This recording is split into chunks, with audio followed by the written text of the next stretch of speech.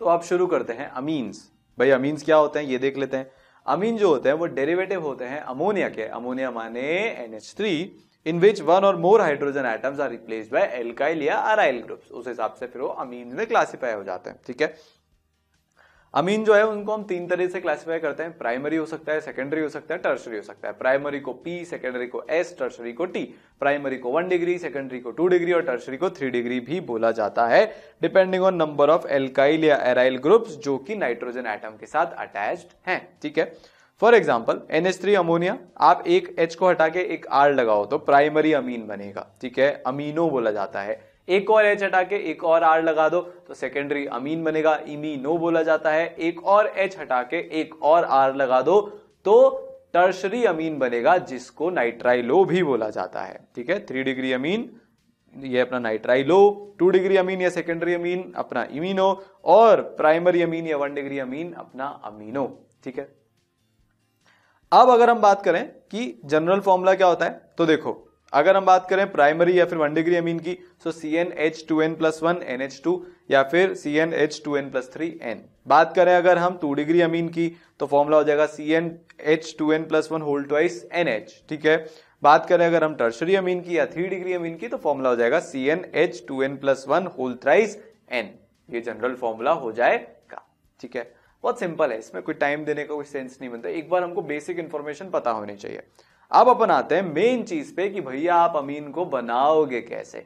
एक तो आप ऑलरेडी देखते हुए आए हो वोल्फ रीअरेंजमेंट के थ्रू, उसके बाद उसका हाइड्रोलिसिस कराने पर जो है क्या होता है, अगर आइसोसाइनेट बन रहा है तो फिर अमीन का फॉर्मेशन हो जाता है। एक तरीका तो आप ऑलरेडी देखते आए हो, उससे मिलता जुलता प्रोसेस है एक हॉफमैन्स ब्रोमामाइड डिग्रेडेशन। यहां पे डिग्रेडेशन मतलब एक कार्बन एटम का लॉस हो रहा होगा। ये बहुत इंपॉर्टेंट, ये मोस्ट इंपॉर्टेंट रिएक्शन है किसकी, अमीन्स की, अमीन के फॉर्मेशन की। ठीक है, ये वेरी इंपॉर्टेंट, इसको आप स्टार मार्क करके एक बार इसको अपने दिमाग में उतार लीजिएगा। ठीक है, तो इसमें होता क्या है कि हम अमाइड्स लेते हैं, उनको हम ब्रोमीन के साथ रिएक्ट करवाते हैं in presence of alkali to form a primary amine having 1 carbon atom less than the parent amides.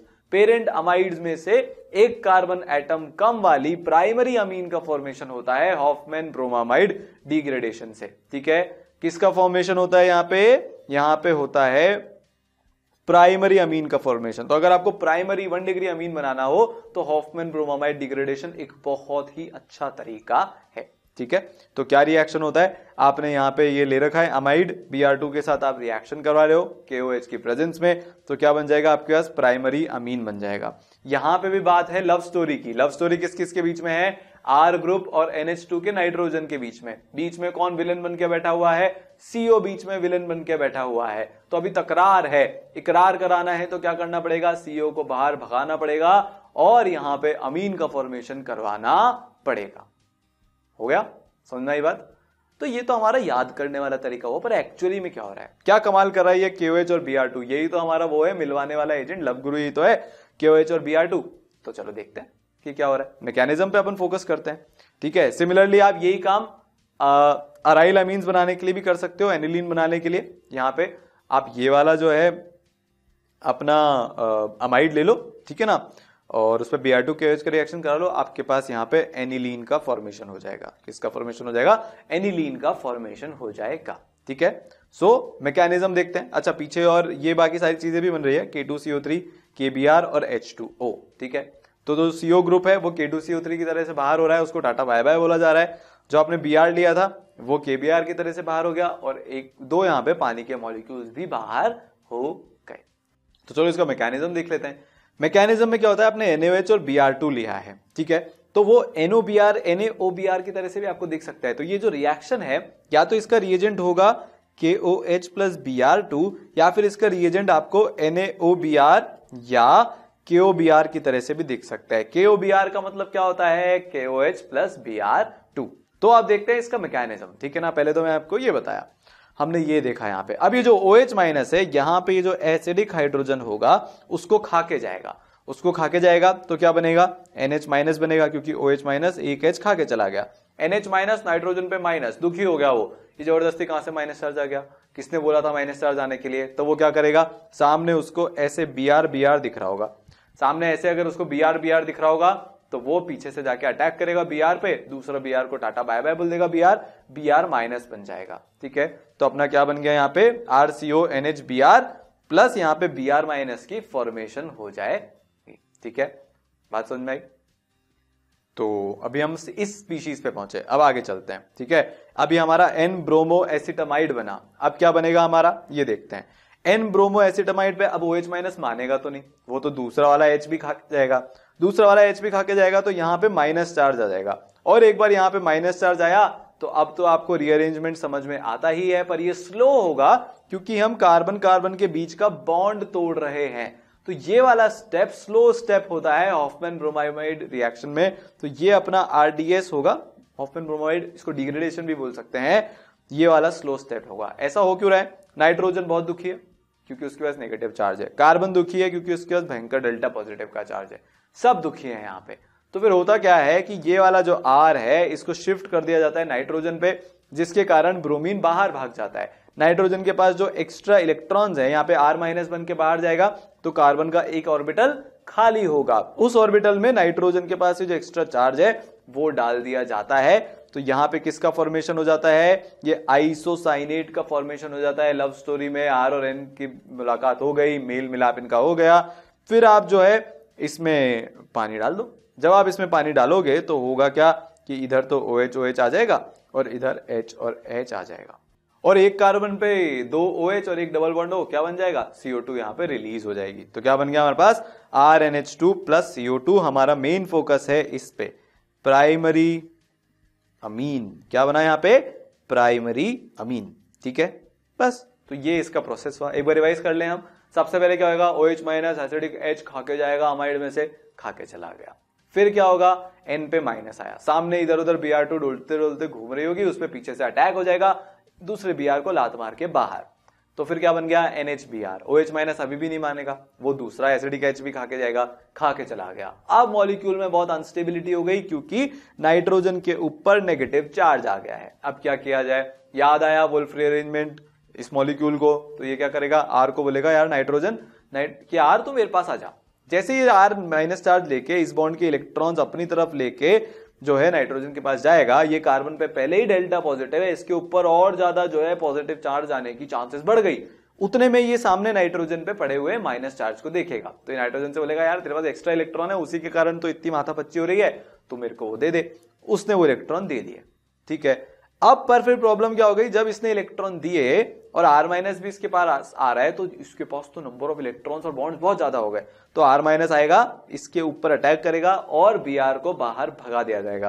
क्या स्पीशीज बनेगी? ये आइसोसाइनेट का फॉर्मेशन होगा।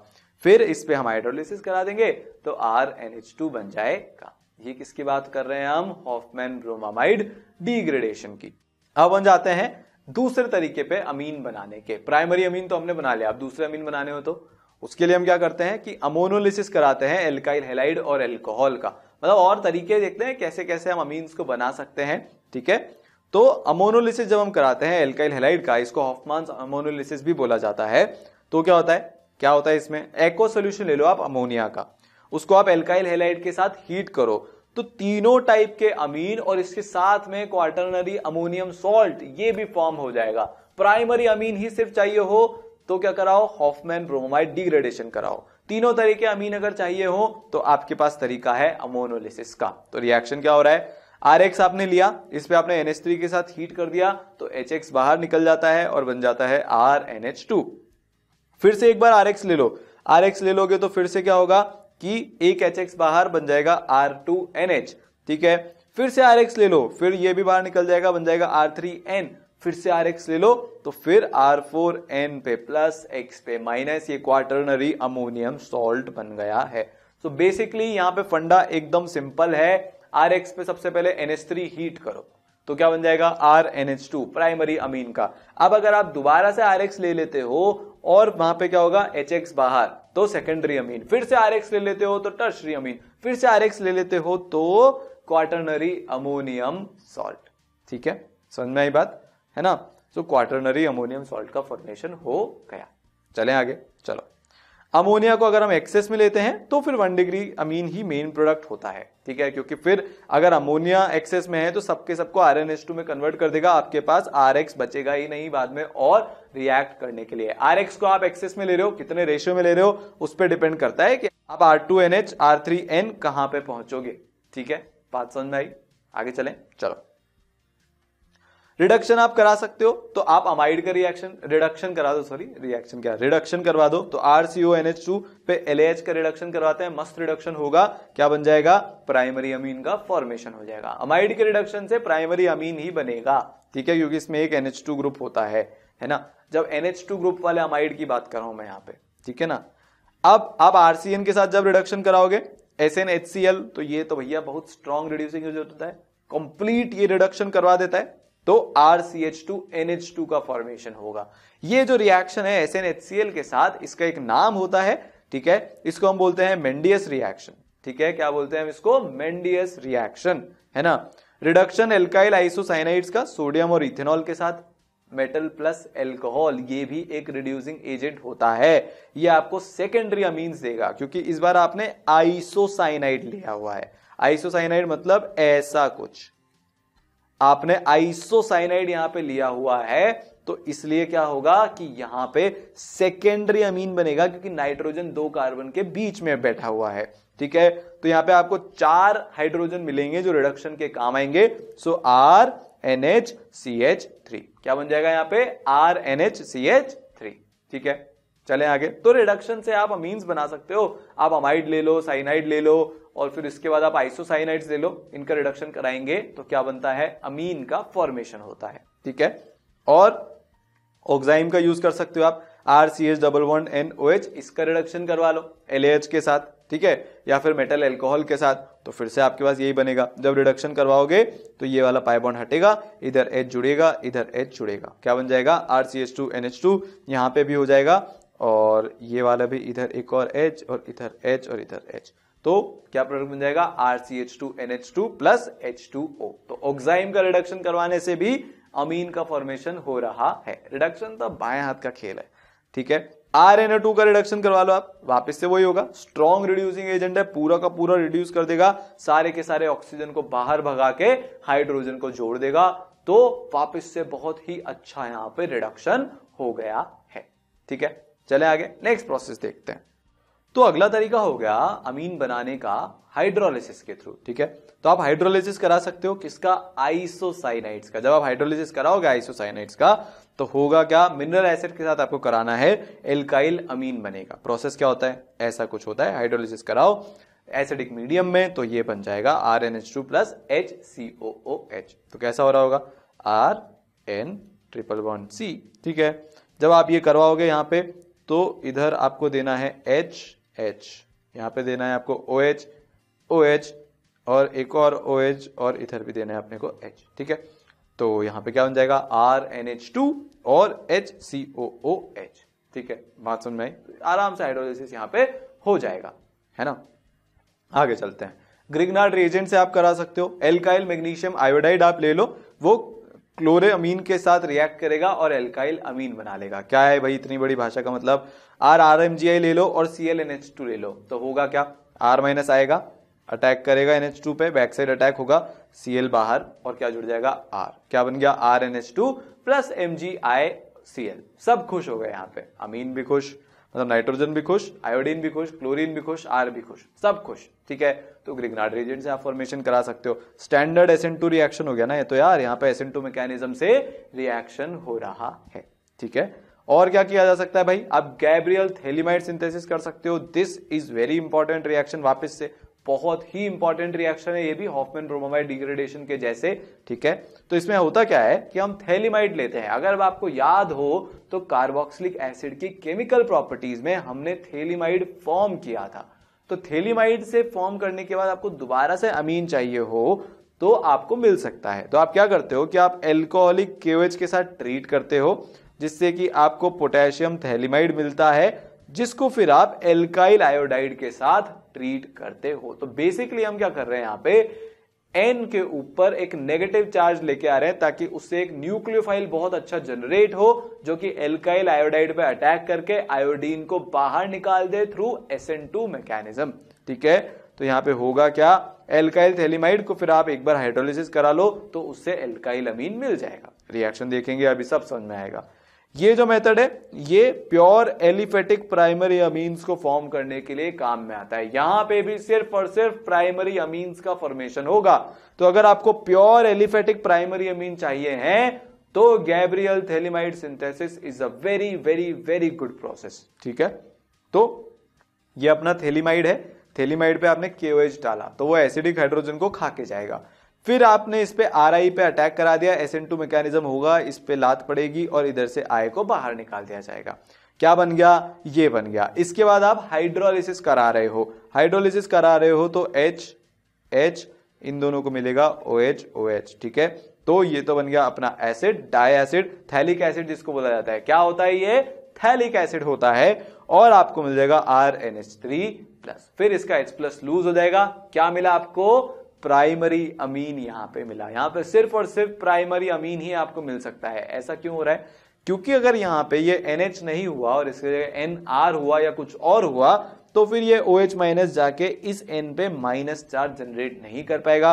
माइनस चार्ज जनरेट नहीं होगा तो यहां पे RI पे अटैक होगा नहीं और प्रोसेस आगे नहीं बढ़ेगा। इसलिए आपको यहां पे क्या मिलता है, एकदम प्योर प्राइमरी अमीन्स अगर आपको चाहिए हो तो वो आपको यहां से मिलेंगी। ठीक है, चलें आगे। चलो, सिर्फ 1 डिग्री अमीन प्रिपेयर हो सकती है, वो हमने देख लिया। Me3CnH2 PHNH2 इससे प्रिपेयर नहीं हो सकते।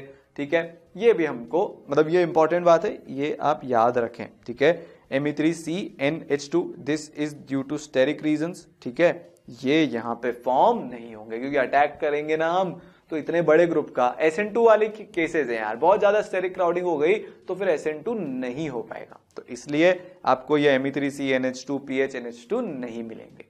चलें आगे। चलो, तो जैसे हमने हॉफमैन ब्रोमाइड डिग्रेडेशन करवाया था वैसे ही हम और अलग अलग तरह के डिग्रेडेशन करा सकते हैं, जैसे कि कर्टियस डिग्रेडेशन। एसिड क्लोराइड को जब आप ट्रीट करते हो सोडियम अजाइड के साथ तो एसिड अजाइड मिलेगा, जिसको अगर आप पायरोलिसिस करा लोगे तो आइसोसाइनेट मिलेगा। और आइसोसाइनेट के हाइड्रोलिसिस पे हमको क्या मिलता है, हमको मिलता है अमीन्स का फॉर्मेशन हो जाता है। ठीक है, तो रिएक्शन देखते हैं। एसिड क्लोराइड हमने लिया, Na(N3) के साथ रिएक्शन करवाया तो आपको RCON3 असाइल अजाइड मिल गया। अब आप इस पे क्या करोगे, हीट कर लोगे तो पायरोलिसिस हो जाएगा, क्योंकि यहाँ पे N2 है, N2 बाहर भाग जाएगा, रीअरेंजमेंट हो जाएगा।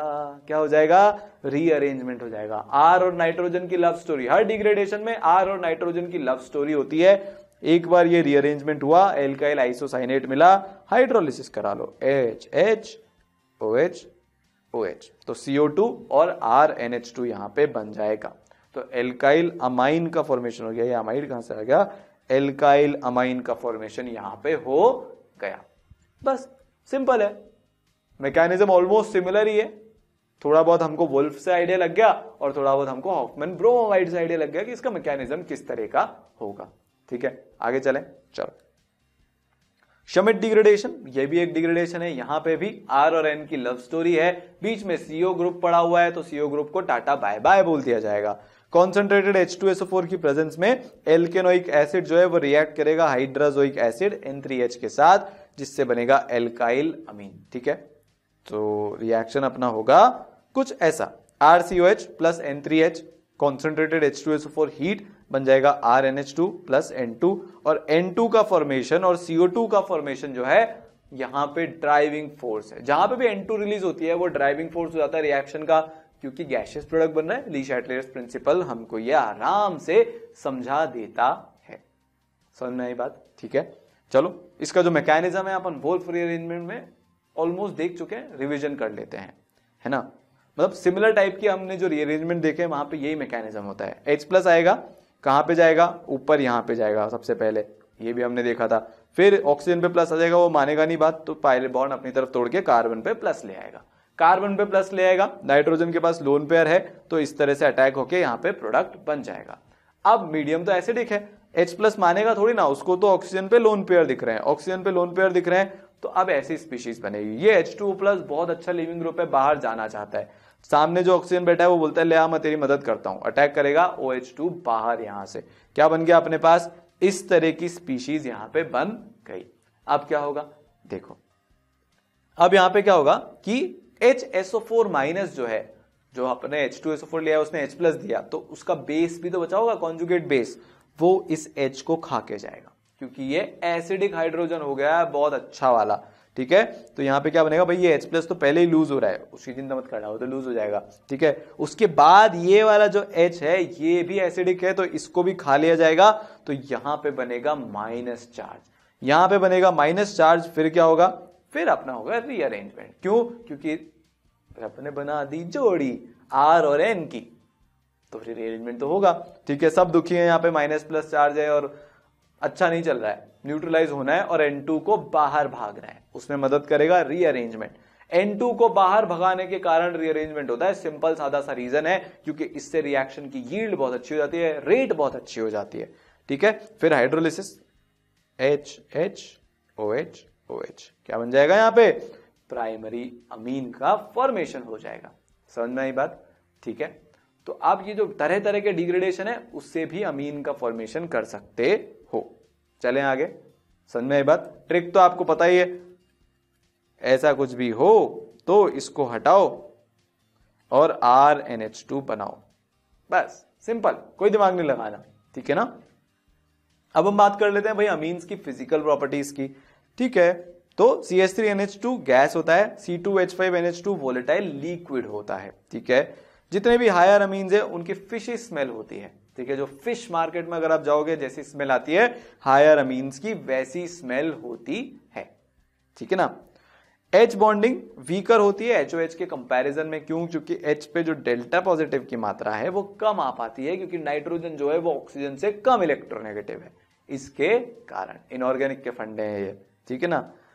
सो यहाँ पे इस तरह की H बॉन्डिंग होती है 1 डिग्री अमीन में, 2 डिग्री अमीन में इस तरह की, और 3 डिग्री अमीन में कोई H एटम नहीं होता, तो वहां पे H बॉन्डिंग पॉसिबल नहीं है, ठीक है। चलो बॉइलिंग पॉइंट की अगर हम बात करें, क्योंकि अब स्मॉल इंटरमोलिकुलर एसोसिएशन है, 1 डिग्री और 2 डिग्री अमीन्स के बॉइलिंग पॉइंट एल्कोहल के कंपैरिजन में क्या होते हैं, कम होते हैं। आप कंपेरेबल मास की अमीन ले लो, एल्कोहल ले लो, हाइड्रोजन बॉन्डिंग अमीन्स में वीकर है, इसलिए वहां पे क्या होता है कि जो हमारा बॉइलिंग पॉइंट है वो कम होता है करस्पॉन्डिंग वेट के एल्कोहल के कंपैरिजन में, ठीक है। बॉइलिंग पॉइंट जो होता है 3 डिग्री अमीन का, जो कि कोई भी H बॉन्ड नहीं बनाते है ना, तो उनका क्या होता है एल्केन के कंपैरेबल मॉलिक्यूलर मासेस, मतलब आपको जो 100 मॉलिक्यूलर मास का एल्केन है और 100 मॉलिक्यूलर मास का जो आपका अमीन है, 3 डिग्री अमीन की बात हो रही है, उन दोनों का जो BP है वो अप्रोक्सीमेटली क्या होगा, सिमिलर होगा।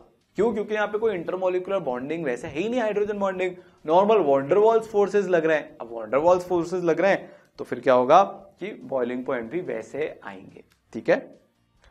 तो बॉइलिंग पॉइंट का ऑर्डर क्या आ जाएगा भाई, 1 डिग्री में सबसे ज्यादा, क्योंकि एक्सटेंट ऑफ हाइड्रोजन बॉन्डिंग वहां सबसे ज्यादा है, फिर 2 डिग्री, फिर 3 डिग्री। तो अब अगर वॉलेटिलिटी नेचर की बात करें तो इसका उल्टा हो जाएगा, जिसका बॉइलिंग पॉइंट कम वो वॉलेटाइल ज्यादा, ठीक है। सो ऑर्डर ऑफ वॉलेटिलिटी अपना हो जाएगा 3 degree more than 2 degree more than 1 degree, ठीक है। चलें आगे, चलो सॉल्युबिलिटी की अगर हम बात करें तो कम मॉलिक्यूलर वेट वाले जो अमीन होते हैं लेस देन 6 कार्बन, वो काफी सॉल्युबल होते हैं पानी के अंदर, ठीक है। Water solubility of amines decreases with increasing size of alkyl group, तो एल्काइल ग्रुप के साइज के साथ वाटर की जो सॉल्युबिलिटी है वो कम हो जाती है, मतलब वाटर में जो सॉल्युबिलिटी अमीन की वो क्या हो जाती है, कम हो जाती है। ऐसा क्यों होता है, क्योंकि यहाँ पे एल्काइल ग्रुप जो होता है वो हाइड्रोफोबिक होता है, पानी से दूर रहना पसंद करता है। तो आप मास बढ़ा रहे हो तो आप एल्काइल ग्रुप ही बढ़ा रहे हो ऑब्वियसली, तो NH2 तो छोटा सा हो जाएगा और एल्काइल ग्रुप इतना लंबा चौड़ा हो जाएगा, तो वो डोमिनेट करने लगेगा और हाइड्रोफोबिक नेचर ओवरऑल बढ़ जाएगा, जिससे कि सॉल्युबिलिटी क्या हो जाएगी, कम हो जाएगी, ठीक है।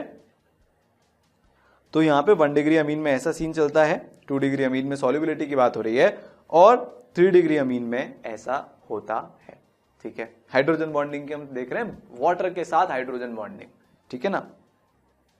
ऑर्डर ऑफ सॉल्युबिलिटी जो होता है वो होता है primary amine more than secondary amine, ये छोटा होगा मोर देन टर्शरी अमीन, ठीक है।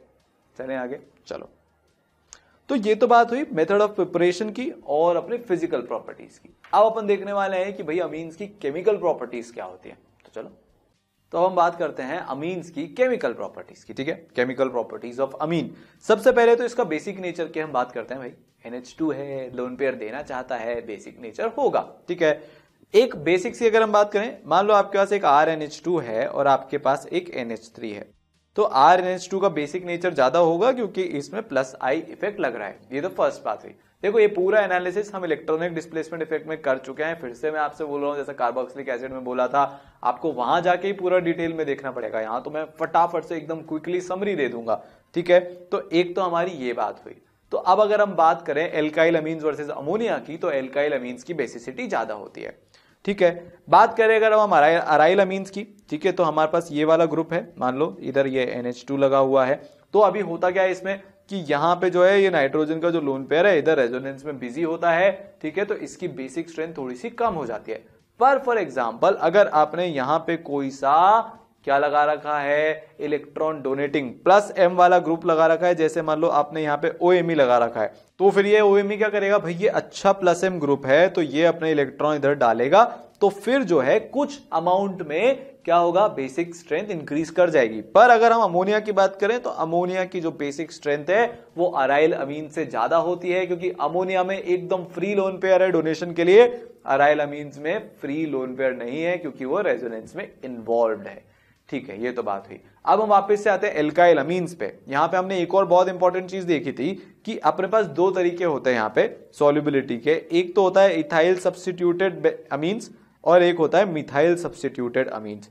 अब अगर मैं एक्वस सॉल्यूशन में इसकी एसिडिक बेसिक स्ट्रेंथ की बात करूं, तो जो इथाइल सब्स्टिट्यूटेड अमीन होती है, इथाइल सब्स्टिट्यूटेड अमीन मतलब एक आपकी ये हो सकती है, R की जगह आपका हो सकता है CH3CH2, तो ये तो क्या है, इथाइल सब्स्टिट्यूटेड अमीन है। ठीक है ना, क्योंकि यहाँ पे इथाइल ग्रुप लगा है। So this is ethyl. Methyl आपके पास हो सकता है CH3NH2। ये तो 1 डिग्री हो गई। 2 डिग्री लगाने के लिए आप R की जगह क्या लगाओगे, मतलब यहां पे क्या हो जाएगा, CH3CH2 होल ट्वाइस NH2 तो ये 2 डिग्री हो गया। इधर सिमिलरली हो जाएगा CH3 होल ट्वाइस NH, ये भी 2 डिग्री हो गया। ठीक है ना, तो अब अगर मैं एक्वस सॉल्यूशन में इसकी बेसिक स्ट्रेंथ की बात करूं, तो जो इथाइल सब्स्टिट्यूटेड अमीन्स होती हैं उनका जो ऑर्डर होता है वो आता है 231 नाबाद। वो क्या आता है, 231 का स्कोर बनाते हैं ये। 2 डिग्री, 3 डिग्री, 1 डिग्री, मतलब बेसिक स्ट्रेंथ का यहाँ पे ऑर्डर क्या हो गया, 2 degree more than 3 degree more than 1 degree more than NH3। ठीक है, ये यहाँ पे ऑर्डर होता है 2, 3, 1। अगर मैं मिथाइल सब्स्टिट्यूटेड की बात करूं अमीन्स की, तो वहां पे ऑर्डर थोड़ा सा अलग हो जाता है, 213। सो 2 degree more than 1 degree more than 3 degree more than NH3। बस अभी हम यहाँ पे सिर्फ इतना सा ही देखने वाले हैं बेसिक स्ट्रेंथ के बारे में। अपन आगे चलते हैं। ठीक है ना, सो सबसे पहले तो रिएक्शन है एल्काइल हैलाइड्स के साथ। एल्काइल हैलाइड्स के साथ होगा क्या कि एल्काइल अमीन जो है वो एल्काइल हैलाइड के साथ रिएक्ट करेगी और सेकेंडरी टर्शरी अमीन्स और क्वाटरनरी अमोनियम सॉल्ट का फॉर्मेशन हो जाएगा, जैसे हम पहले ही देख चुके हैं। ठीक है ना, सो RNH2 प्लस RX, यहाँ पे रिएक्शन क्या होता है कि HX यहाँ पे बाहर बन जाएगा R2NH और and so on and so fourth. ये ऑलरेडी हम प्रिपरेशन ऑफ अमीन में देख रहे थे, वहां पे देखा था। ठीक है, क्वाटरनरी अमोनियम सॉल्ट यहाँ पे बन जाएगा। ठीक है ना, सेपरेशन। अब प्रॉब्लम ये आती है कि मान लो आपके पास 1 डिग्री, 2 डिग्री और 3 डिग्री अमीन्स हैं। अब हम पता कैसे लगाएं कि कौन सी अमीन कौन सी है, पता लगाना तो जरूरी है। इनको हम सेपरेट करें कैसे, उसके लिए हम क्या करते हैं कि अलग अलग रिएजेंट्स का यूज करते हैं। ठीक है, जैसे हिंसबर्ग मेथड हम यूज करते हैं यहाँ पे। इस मेथड में अमीन का जो मिक्सचर है उसको हम बेंजीन सल्फोनिल क्लोराइड के साथ रिएक्शन करवा के, और ये जो रिएजेंट है ना अपना बेंजीन सल्फोनिल क्लोराइड, इसको हिंसबर्ग रिएजेंट बोला जाता है। अमीन को हम जो है सेपरेट करते हैं हिंसबर्ग रिएजेंट के साथ रिएक्ट करवा के। ऐसा क्या करता है हिंसबर्ग रिएजेंट, ये भी देखने वाली बात है, तो बताता हूं। ये अपना हिंसबर्ग रिएजेंट हो गया, आपने उसका रिएक्शन करवाया एक प्राइमरी अमीन के साथ, तो एक ऐसा कुछ कंपाउंड बन जाता है यहाँ पे एन इथाइल बेंजीन सल्फोनामाइड। ठीक है, और ये एल्कली में सॉल्युबल होता है। किसमें सॉल्युबल होता है, ये एल्कली में सॉल्युबल होता है। तो ये 1 डिग्री के साथ रिएक्शन हुआ। ठीक है, 1 डिग्री के साथ रिएक्शन हो गया। ठीक है, बहुत बढ़िया। यही काम जब हम 2 डिग्री में करेंगे तो होगा क्या कि यहां पे ये जो है बना लेगा, कोई सा प्रोडक्ट बन जाएगा, इस प्रोडक्ट का नाम होता है एन डाइएथाइल बेंजीन सल्फोनामाइड। पर यहां पे फर्क ये है कि this is insoluble in alkali. यहां पे खास बात ये है। तो 1 डिग्री और 2 डिग्री को आप सेपरेट करोगे कैसे? 1 डिग्री और 2 डिग्री को हम सेपरेट इस तरीके से करेंगे कि पहले हम उसका हिंसबर्ग रिएजेंट के साथ रिएक्शन करवाएंगे, दोनों में रिएक्शन होगा। उसके बाद हम क्या करेंगे कि दोनों को अलग अलग सॉल्यूशन बनाएंगे, ठीक है ना। हमको सेपरेट करना है कि कौन सा कोई आंसर आइडेंटिफाई हमको करना है, या फिर एक ही सॉल्यूशन में मान लो हमने एक ही सॉल्यूशन में ले लिया, ठीक है। तो हम क्या करेंगे कि उस सॉल्यूशन को हम किस में डालेंगे? एल्कली में डालेंगे। जो एल्कली में सॉल्युबल हो गया वो तो 1 डिग्री अमीन, और जो एल्कली में सॉल्युबल नहीं हुआ वो 2 डिग्री अमीन। तो सेपरेशन हो गया ना इसका, समझ में आई बात। तो इस तरह से सेपरेशन होता है। और जो 3 डिग्री अमीन है उसका तो कोई रिएक्शन ही नहीं होता, तो वो वैसे ही जो है सेपरेट आउट हो गया, ठीक है। 1 डिग्री अमीन का जो प्रोडक्ट बनेगा वो एल्कली में डिसॉल्व हो जाएगा, 2 डिग्री अमीन का जो प्रोडक्ट बनेगा वो एल्कली में डिसॉल्व नहीं होगा, और 3 डिग्री जो है वो तो रिएक्शन ही नहीं करेगा। तो अब अगर मान लो कि आपके पास 1 डिग्री 2 डिग्री 3 डिग्री तीनों है, सबसे पहले तो आप रिएक्शन करवाओ। अगर रिएक्शन नहीं हुआ तो समझ जाना 3 डिग्री अमीन है। रिएक्शन हो गया तो 1 डिग्री भी हो सकता है, 2 डिग्री भी हो सकता है। फिर इनको सेपरेट आउट करने के लिए हम क्या करेंगे? फिर हम इनको सेपरेट आउट करने के लिए एल्कली में डालेंगे। जो डिसॉल्व हो गया वो 1 डिग्री, और अगर डिसॉल्व नहीं हुआ तो 2 डिग्री। सिंपल टेस्ट है, एकदम आसान टेस्ट है, ठीक है ना। समझ में आई बात। तो ये सेपरेशन हमने किया हिंसबर्ग रिएजेंट के थ्रू, ठीक है। सेपरेशन करने का दूसरा तरीका हो गया हॉफमान्स मेथड, ठीक है। ये इनमें क्या करते हैं भाई, हम 1 डिग्री अमीन को इथाइल ऑक्सलेट के साथ रिएक्ट करवाते हैं। जब हम इसको रिएक्ट करवाएंगे तो एक सॉलिड प्रोडक्ट बनेगा। तो इथाइल ऑक्सलेट के साथ रिएक्ट करवाने पर अगर सॉलिड प्रोडक्ट बन रहा है तो क्या है, मतलब प्राइमरी अमीन है। अगर मान लो रिएक्ट करवाने के बाद जो प्रोडक्ट बन रहा है वो लिक्विड प्रोडक्ट बन रहा है तो सेकेंडरी अमीन है। किसके साथ रिएक्शन में? इथाइल ऑक्सलेट के साथ रिएक्शन में, ठीक है। और अगर 3 डिग्री अमीन में रिएक्शन करवा रहे हैं हम इथाइल ऑक्सलेट के साथ तो कोई भी रिएक्शन नहीं होगा, ठीक है ना। 3 डिग्री अमीन के साथ इथाइल ऑक्सलेट का जब हम रिएक्शन करवा रहे हैं तो कोई भी रिएक्शन नहीं होगा। सॉलिड प्रोडक्ट बना 1 डिग्री, लिक्विड प्रोडक्ट बना 2 डिग्री, कोई रिएक्शन नहीं हुआ, 3 डिग्री, खत्म खेल, ठीक है। अब हम करा लेते हैं भाई अमीन का एसिटाइलेशन। एसिटाइलेशन कब होगा? जब हम एल्काइल अमीन को कंबाइन कराएंगे एसिटाइल क्लोराइड या एसिटिक एनहाइड्राइड के साथ, ठीक है। सो RNH2 प्लस COCl यहां पे क्या होगा? SNAE मैकेनिज्म के थ्रू रिएक्शन हो जाएगा, है ना। RNH2 इसके पास है लोन पेयर, तो ये एज अ न्यूक्लियोफाइल बिहेव करेगा, है ना। इस पे जाके अटैक करेगा, ये बॉन्ड इधर खुलेगा, माइनस आएगा तो ये बॉन्ड नीचे, और Cl लात मार के बाहर, क्या बन जाएगा? RNHCOCH3। सेम काम, एकदम सेम काम एनहाइड्राइड के साथ होगा। SNAE मैकेनिज्म के थ्रू जो है यहां पे बन जाएगा RNHCOCH3। तो ये क्या हो गया? एसिटाइलेशन हो गया अमीन का, एन एल्काइल एसिटामाइड बन जाएगा दोबारा से, ठीक है। अगला रिएक्शन है बेंजोइलेशन। इसको हम शॉर्ट एंड बॉमन रिएक्शन बोलते हैं, इंपॉर्टेंट रिएक्शन है। तो इसमें क्या होता है भाई, हम इस तरह का एक एसिड क्लोराइड लेते हैं, उसका हम NH2 RNH2 के साथ रिएक्शन करवाते हैं, तो वापस से इसका जो है अटैक होगा SNAE मैकेनिज्म के थ्रू, आपका बन जाएगा एन एल्काइल बेंजामाइड। क्या बन जाएगा? N alkyl benzamide. तो आपने जो है यहां पे एक एरोमेटिक टाइप का कंपाउंड बना लिया है और HCl बाहर हो जाएगा, ठीक है। एसिडिक नेचर की अगर हम बात करें तो बहुत ही वीकली एसिडिक होता है। मेजर तो इसका बेसिक नेचर ही होता है, ठीक है। पर अब मान लो इससे भी ज्यादा स्ट्रॉन्गर बेस आ गया मान लो, तो फिर वो क्या करेगा? NH2 से एक H+ खा के जाएगा। बहुत ही वीक एसिड होते हैं। सिर्फ 1 डिग्री और 2 डिग्री अमीन थोड़ा सा एसिडिक नेचर शो करते हैं, है ना। सो RNH2 पे मान लो आपने मेटल डाल दिया। अब मेटल तो किसी की भी नहीं मानता है, वो तो लेके जाएगा तो क्या बनेगा? RNHNA और H2 गैस रिलीज हो जाएगी। तो मेटल क्या करता है? एसिड के साथ ऐसा रिएक्शन करता है कि हाइड्रोजन गैस इवॉल्व हो। इसलिए हम बोल रहे हैं कि स्लाइट एसिडिक नेचर है। उसमें भी आपको one of the most reactive metal जो है सोडियम मेटल, वो डालना पड़ा, तब जाके ये रिएक्शन हुआ, इसलिए स्लाइटली एसिडिक होते हैं। ठीक है ना। एल्डिहाइड के साथ रिएक्शन कैसे होगा? एल्काइल अमीन जो है एडिटिवली रिएक्ट हो जाते हैं एल्डिहाइड के साथ अल्फा हाइड्रोक्सिल अमीन बनाने के लिए, जो चेंज हो जाते हैं शिफ्ट बेस पे जब हम वाटर को एलिमिनेट करते हैं। इंपॉर्टेंट रिएक्शन है क्योंकि शिफ्ट बेस का फॉर्मेशन हो रहा है। देखते हैं क्या होता है। RNH2 प्लस RCHO 4.5 से 6.0 के बीच का पीएच यहां पे आपको लेना पड़ेगा। बताता हूं अभी क्यों लेना पड़ेगा। तो क्या बनेगा?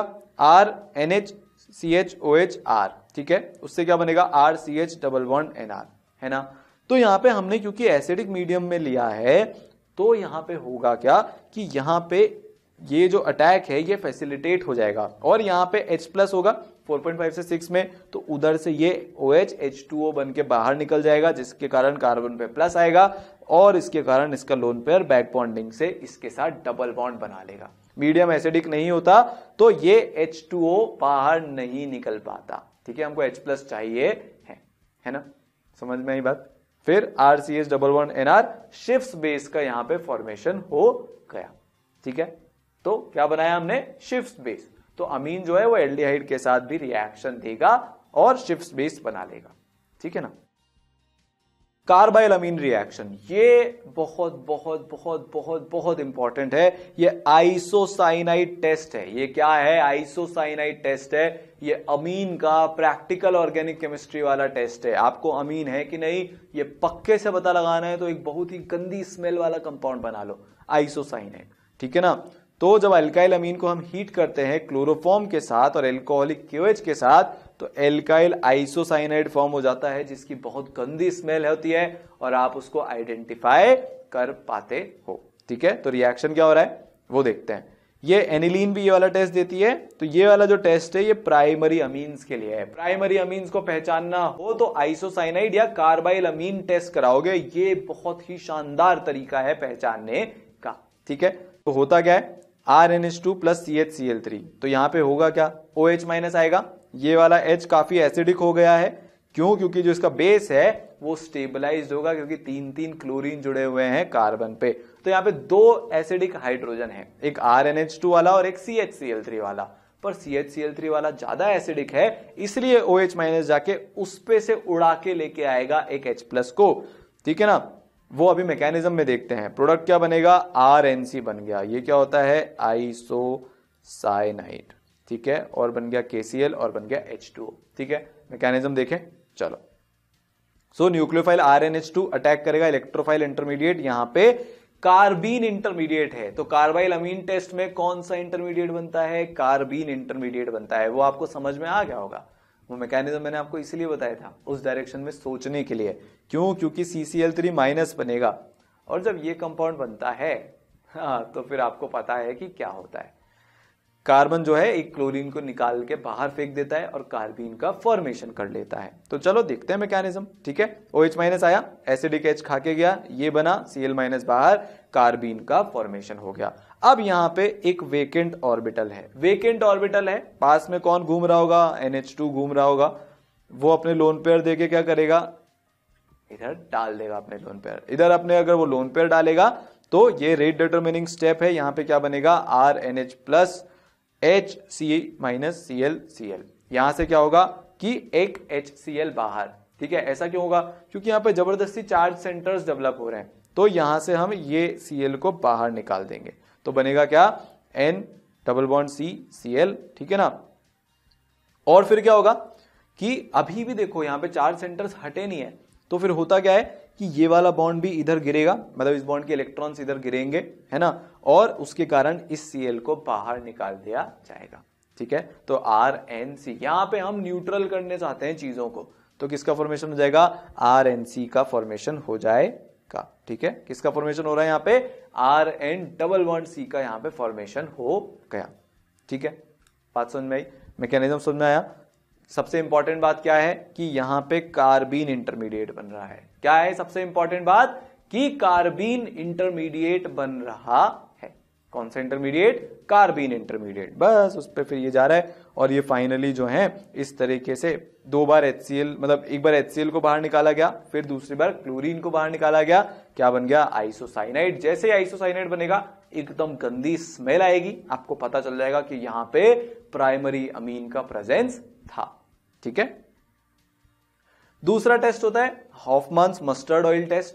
ठीक है, ये सब हम प्रैक्टिकल ऑर्गेनिक केमिस्ट्री की बात कर रहे हैं कि अगर आपको प्राइमरी अमीन दिया हुआ है या अमीन दिया हुआ है तो आप उसको पहचानोगे कैसे। ठीक है, एल्काइल अमीन को जब हम हीट करते हैं CS2 के साथ, मतलब कार्बन डाइसल्फाइड के साथ और मर्क्यूरिक क्लोराइड के साथ, तो एल्काइल आइसोथायोसाइनेट फॉर्म हो जाता है जिसकी मस्टर्ड ऑयल के जैसी स्मेल होती है। तो अगर मस्टर्ड ऑयल जैसी स्मेल आई तो आप समझ जाना कि हाँ यहाँ पे अमीन ग्रुप प्रेजेंट था, मतलब एल्काइल अमीन यहाँ पे प्रेजेंट था।